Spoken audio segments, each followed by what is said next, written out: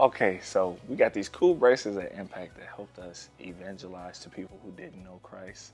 And I thought it was one of the best things ever because it really helps when you want to start up the conversation that people already want to have anyway about God, talking about his love and how we were separated from sin and how Jesus Christ had came and died for us, and really getting people to think about where they are in their faith. And I believe that has helped us grow from our small number of 3. Now we're up to 15 and we're growing. I think that it's just like an amazing thing that Impact has done so far, and that is really motivational for me in my life.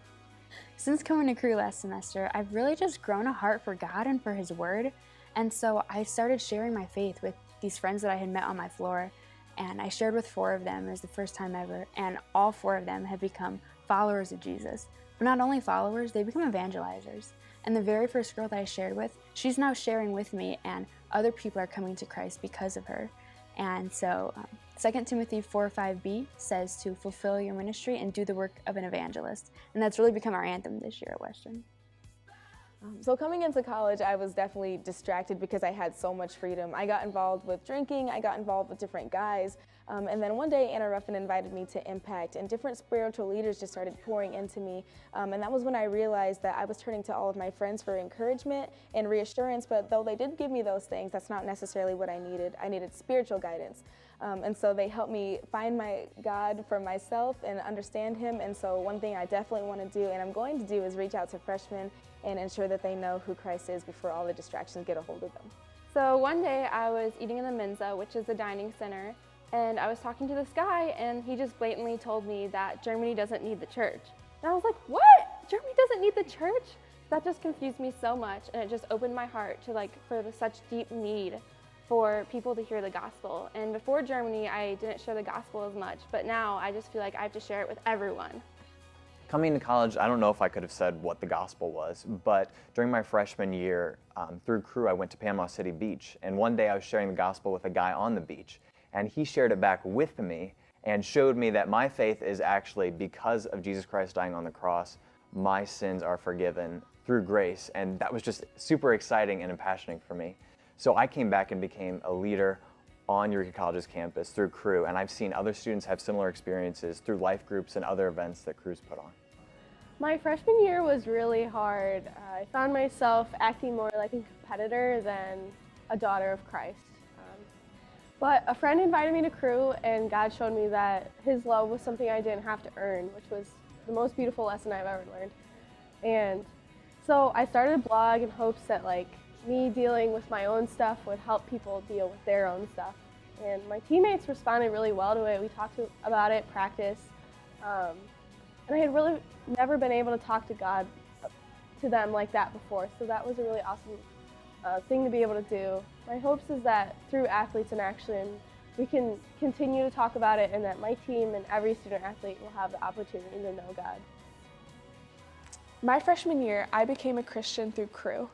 And after that, I remember there was one night I was sitting in my dorm, and I remember thinking how many other students don't know about Jesus. So since then, I've been so excited to share my faith, and I've seen God reach this campus and change the lives of so many students.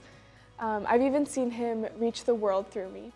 There was one day that I met a Chinese girl in my class, and I got the opportunity to share the gospel with her, and she told me that she wanted the hope that I have. And yeah, she prayed to receive Jesus, and she was excited to go back to China on her campus and to share her faith too.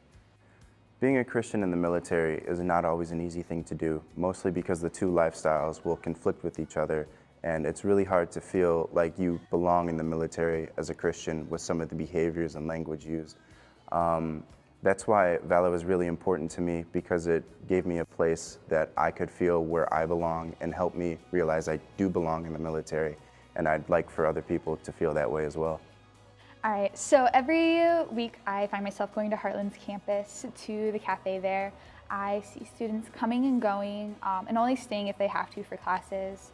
But when I go for life group. I go to be encouraged by students, to read the Bible with students, to do life with students. Life group, we want to build this community that is welcoming to Christians and non-Christians on campus, to make them want to stay, to show them Jesus' grace and to be a family. I live in a sorority house with 30 women, which allows me to just live life with them. We watch TV together, we eat dinner together, we even brush our teeth together. And this allows for day-to-day conversations, such as one night at dinner, one of my sisters asked me, "What do you mean when you say you go sharing?" And I was able to just tell her that we go out and have conversations with people about life and spiritual things, and we ask them what they believe, and that gives us an opportunity to share what we believe. And her response was, "I like that you do that." So this gave me an opportunity to share with her actually the gospel and what we do. So it's been so cool to see how God gives my sisters curiosity. So I went on a spring break trip to Central Asia, and one day we were having a prayer walk, and we ended at the campuses. And one thing that we noticed when we were there, that they're all walled off and gated. It's like you can't go on campus unless you're a student. And that just made me realize like what opportunity I have here back at ISU to just go across this building, even right now, and talk to a stranger and share the gospel with them. And really, I just asked myself the question, like, what is stopping me?